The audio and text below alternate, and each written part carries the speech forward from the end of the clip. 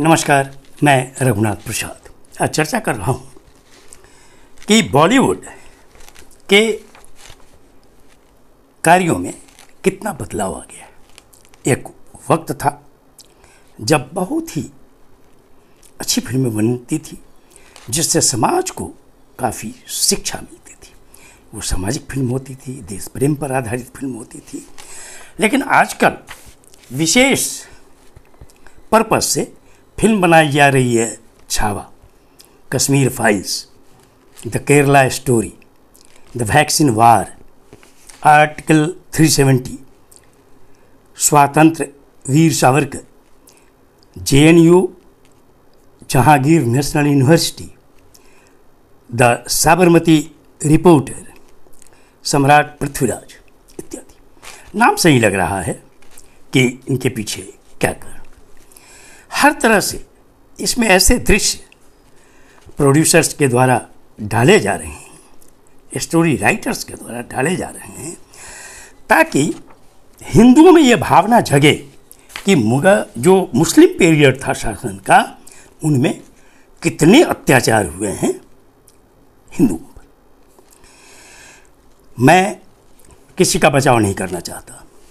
जहाँ तक औरंगजेब का सवाल है, सारे लोग जानते हैं कि उनमें कुछ अच्छाइयाँ ज़रूर थी कि वो अपने सरकारी कोष से अपने ऊपर कोई खर्च नहीं करते थे। टोपी बनाकर, बेचकर, बिकवा कर वो अपना मेंटेनेंस करते थे। लेकिन वो क्रूर थे।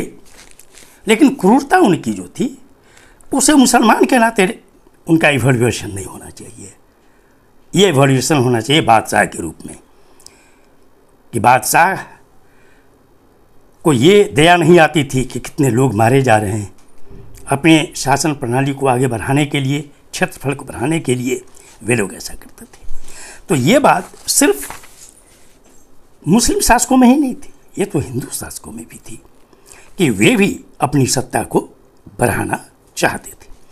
अगर हम लोग ये देखें तब तो उन लोगों पर भी फिल्म बननी चाहिए ना, जिन लोगों ने आमंत्रित किया विदेशी शक्तियों को, चाहे वो मानसिंह जैसे लोग हों,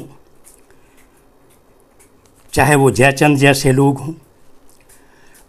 उन लोगों पर भी फिल्में बननी चाहिए कि उन लोगों ने क्यों आमंत्रित किया। फिल्में उन लोगों पर भी बननी चाहिए, उन हिंदू राजाओं पर भी, जिन्होंने आपस में हमेशा फूट डाल कर रखा। इसलिए कि उन हिंदू राजाओं ने भी कभी जो कमज़ोर आबादी थी उनके राज्य में, कमज़ोर आबादी से मेरा तात्पर्य है जो आज की अनुसूचित जाति की आबादी है, आदिवासियों की आबादी है, जो अत्यंत पिछड़ों की आबादी है, जिन्हें आप शूद्र कहते हैं, उनको क्या हक था। उन हिंदू राजाओं ने भी कोई हक नहीं दिया था, शिक्षा का भी अधिकार नहीं दिया था, उनको सत्ता में कोई हिस्सेदारी नहीं दी थी।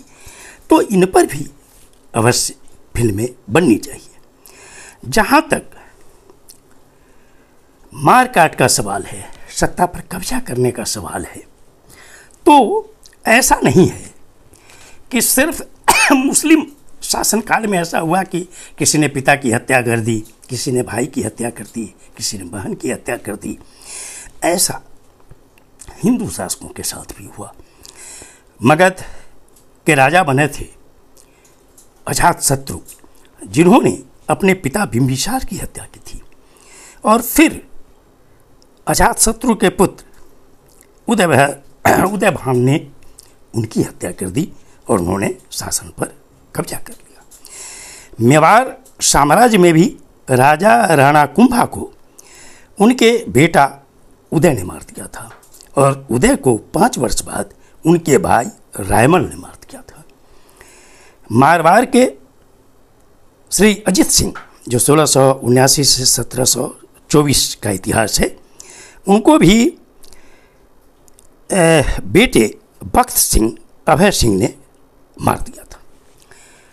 जहाँ तक उसके पहले चलिए तो पुष्यमित्र शुंग, जो सेनापति थे, सम्राट अशोक के पोता बृहद्रथ के समय, बृहद्रथ अंतिम राजा हैं मौर्य वंश के, तो इस सेनापति पुष्यमित्र शुंग ने हत्या कर दी भरत दरबार में बृहद्रथ की, और उन्होंने शासन पर कब्जा कर लिया।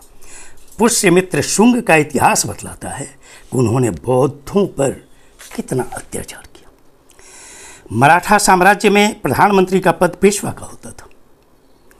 जब छत्रपति सम्राट कमज़ोर होने लगे, उनकी सत्ता कमज़ोर होने लगी, तो पेशवा लोग काफ़ी मजबूत हो गए और मुख्य शक्ति पेशवा को 1750 के बाद मिली, और अंतिम पेशवा बाजीराव द्वितीय थे।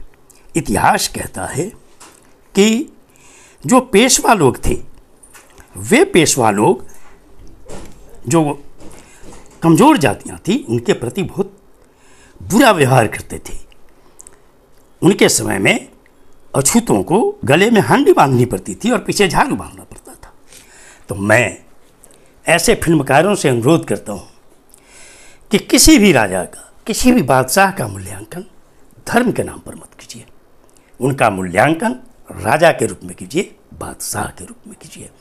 और अगर मुस्लिम शासक ने अगर गलत किया तो उनके संबंध में भी अगर फिल्म आप बनाते हैं, तो जो हिंदू शासकों ने किया है उनके संबंध में भी आप फिल्म बनाइए। आप फिल्म बनाइए तमिलनाडु की उन घटनाओं पर जहाँ अछूतों के चलने से ब्राह्मण छुआ जाते थे, सड़कों पे इतनी दूरी बनाकर चलनी पड़ती थी, लोगों को झाड़ू लेकर चलना पड़ता था सड़क को बहारते हुए। फिल्म बनाइए जिनकी गले में हांडी लेके चलना पड़ता था तमिलनाडु और महाराष्ट्र के बहुत बड़े क्षेत्र में, तो वो थूक नहीं फेंकें सड़कों पर। थूक अगर फेंकने की ज़रूरत है तो वो हांडी में फेंकें।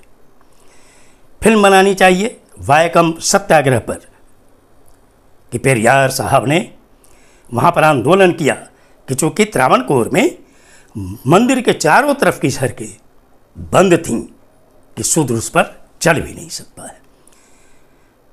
फिल्म इस पर बननी चाहिए। फिल्म इस पर भी बननी चाहिए कि लगभग 3000 वर्षों तक जो हिंदू राजाओं का शासन था, इन्होंने शूद्रों को कभी शिक्षा का अधिकार दिया, उनके लिए कभी स्कूल खुला। फिल्म इस पर भी बननी चाहिए। फिल्म इस पर भी बननी चाहिए कि ज्योतिबा फूले के पहले यहाँ पर विधिवत स्कूल क्यों नहीं खुला, और अंग्रेज़ों के आने के पहले यहाँ पर स्कूल क्यों नहीं खुला। 500-700 जो हिंदू राजा थे इस देश में, वो क्या कर रहे थे?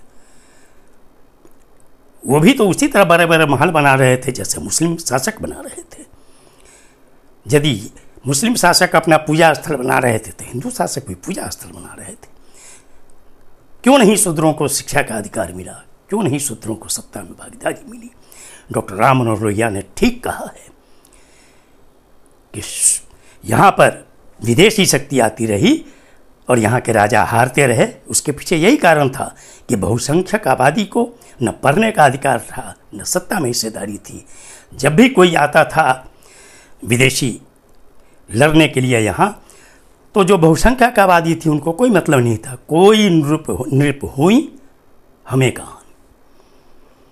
और उन्होंने सही कहा है डॉक्टर राम मनोहर लोहिया ने कि शूद्रों के लिए अंग्रेज़ों का शासनकाल एक स्वर्ण काल की तरह, कारण कि उन्हें शिक्षा का अधिकार मिला, उन्हें सेवा में जाने का अधिकार मिला। तो मैं फिल्मकारों से अनुरोध करता हूँ कि क्यों युवा पीढ़ी को आप भरमा रहे हैं, उनको मत उनके मन में जहर फैलाइए, बंधुत्व का संदेश दीजिए, अच्छी फिल्में बनाइए।